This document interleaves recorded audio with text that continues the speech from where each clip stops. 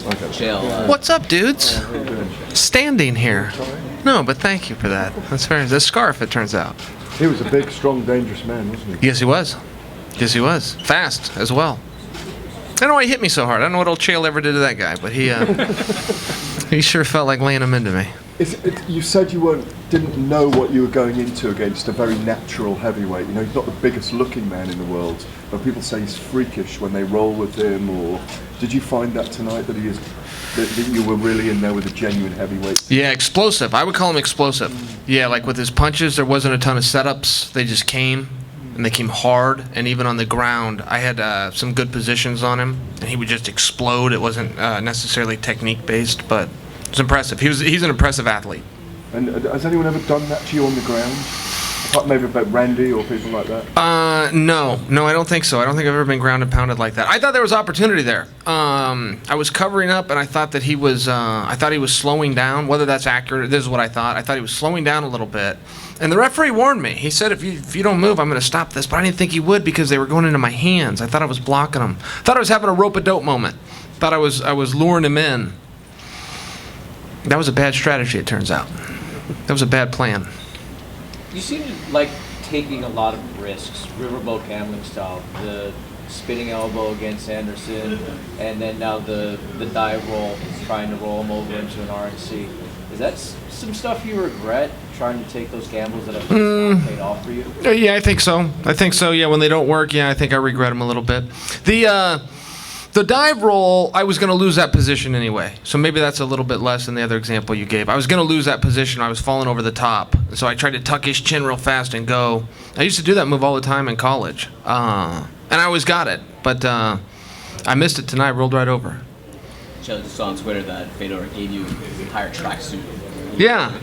What did he say to you, and what was that exchange like? Yeah, so that was a very cool moment for me. In wrestling, that was tradition. We would change. We would trade gear after the match, and it was always a big deal when the Americans wrestled the Russians, and it was rare, and it was an exciting moment. So anyway, he gave me his outfit. I thought that was very nice. I had nothing to offer him back. I guess I owe him an outfit, but it was very sweet. Promo? Yes, he can have that. Yes, for sure. So can you. Anybody can have that. You took it from wardrobe. You liked it. I know. I stole it on principle, so they didn't do that to somebody else. Yes, I was helping the next guy. Chael, this week you said you like being the bad guy. You're the snake with blue eyes. Candy-coated poison. You like to talk trash, but with Fedor, you seem to tone it down a little bit and very complimentary. Why the big change? Well, I don't talk trash. I talk truth. I don't manufacture conflict. If it's not real, I won't say it. If it comes out of my mouth, I mean it. And there's a lot of guys in the sport I do not like, and I think that's a unique thing about this sport. I think it's relatable to other people. I think everybody probably works with somebody in the office or the job site that if they could get away with it, they'd fight. I happen to be in a business where I can. But Fedor seemed like a gentleman. I didn't have any ill will towards him. I think he's a good competitor with a good career. I wanted to beat him really bad. I wanted to have that one, and that was that. It was from a competitive nature. You got in there with who you called the greatest heavyweight of all time tonight.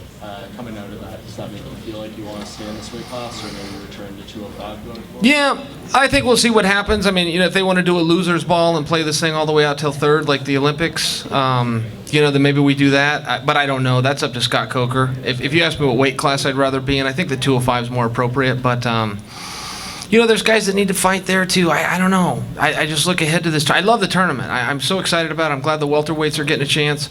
I hope other guys get a chance. It's from a competitive standpoint. It was really great to be part of it. But we'll see. Ryan Bader and Fedor. That's a really interesting match. It's an interesting match. I think that Bader's going to be able. I might have shown him some blueprints just in the moments of success I had in there tonight, to at least let him know where he should try to get this fight. So let's see how that plays out. But for now, it's Fedor's night, not mine.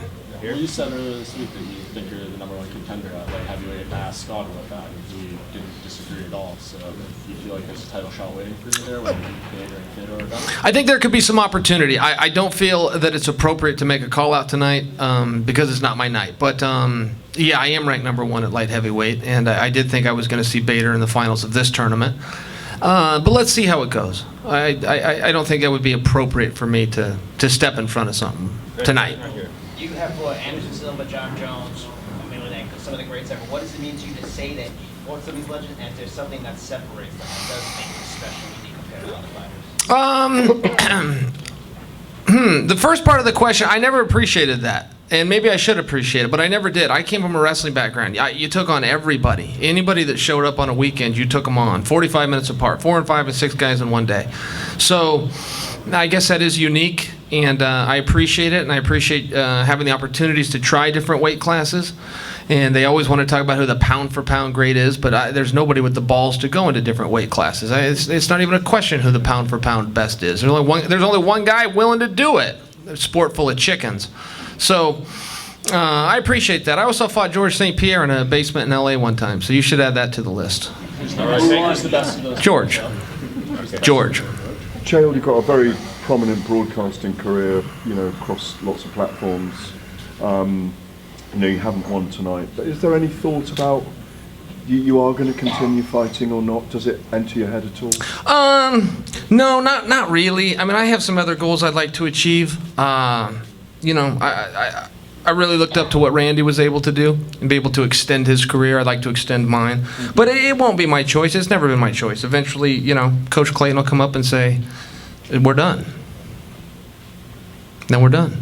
All right, and we are done. Thanks. Cool. Thank you. But gentlemen, I must remind you, I was just in the final 4 of the baddest dudes in the world. This wasn't exactly like old Chael got cleaned up in a parking lot on a Saturday. Okay, we were down to the final 4 in a weight class I've never been in. I mean, You're just throwing it out there to see how. I mean, first Fedor hits me really hard, and then you tease me a little bit here.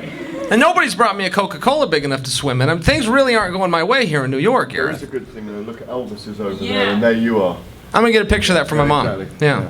That's her childhood crush. Oh, you're done with me. Here's your hat. What's your hurry? All right, I've had it with you all anyway. Goodbye.